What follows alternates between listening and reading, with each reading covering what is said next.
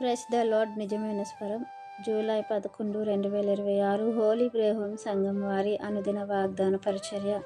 నీవు ఆయనకు ప్రార్థన చేయగా ఆయన నీ మనవిని ఆలకించును. యోబు గ్రంథము 22వ అధ్యాయము 27వ వచనం. ప్రియమైన దేవుని వారలారా, దేవుడు మన ప్రార్థనలు ఆలకించాలంటే మనమట మన జీవితంలో సమాధానం కలిగి ఉండాలట. సమాధానం మన జీవితంలోకి రావాలి అంటే మనం దేవునితో సహవాసం చేయాలని ఈ వాక్యం సెలవిస్తుంది. ఎప్పుడైతే మనం దేవునితో సహవాసం చేస్తామో మన జీవితంలో నెమ్మది అలాగే సమాధానము కలిగి ఉంటాము. అప్పుడు మనకు మేలు కలుగుతుందని వాక్యం సెలవిస్తుంది. అయితే మన జీవితంలో సమాధానము నెమ్మది రావాలన్నా, మనం దేవునితో సహవాసం చేయాలన్నా దేవుని యొక్క నోటి ఉపదేశమును మన జీవితంలో చేర్చుకొని దాన్ని అవలంబించమని, ఆయన మాటలను హృదయంలో నింపుకోమని వాక్యం సెలవిస్తుంది. అప్పుడు మనం పూర్తిగా దేవుని వైపు తిరుగుతాము.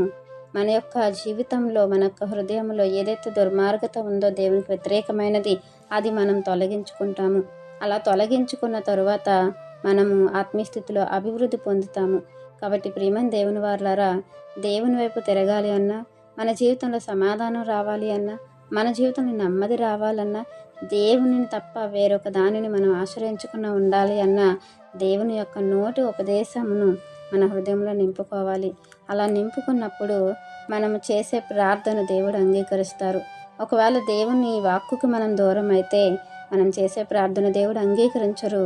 అందులో మన జీవితంలో పాపం చోటు చేసుకుంటుంది.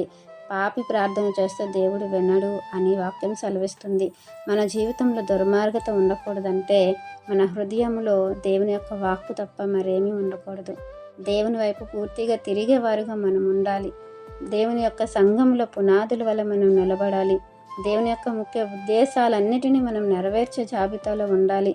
అలా ఉండాలి అని అంటే మనము దేవునితోనే సహవాసం చేయాలి. దేవుని యొక్క వాక్కుకు లోబడాలి. దేవునికి విధేయులుగా ఉండాలి. దేవుని యొక్క హృదయాన్ని ఎరిగిన వారుగా, ఆయన ఆలోచనలు ఎరిగిన వారుగా, వాటిని నెరవేర్చే బిడ్డలుగా ఉండాలి. అలా ఉండడానికి దేవుడు మనల్ని పిలుచుకున్నారు కనుక ఆ పిలుపుకు తగినట్లుగా జీవించి మన యొక్క మనవులు ఏవైతే ఉన్నాయో ఆయన వినే విధముగా, మన ప్రార్థనలు దేవుడు అంగీకరించే విధంగా, మన జీవితంలో దేవుడు గొప్ప కార్యములు చేసే విధంగా మనం ఉండాలని ఈ వాక్యం మనందరి జీవితంలో దేవుడు ఫలింపచేయాలని ఆశిస్తున్న వారు దైవజనులు బ్రదర్ పి. నెహెమియా గారు. God bless you. ఆమెన్.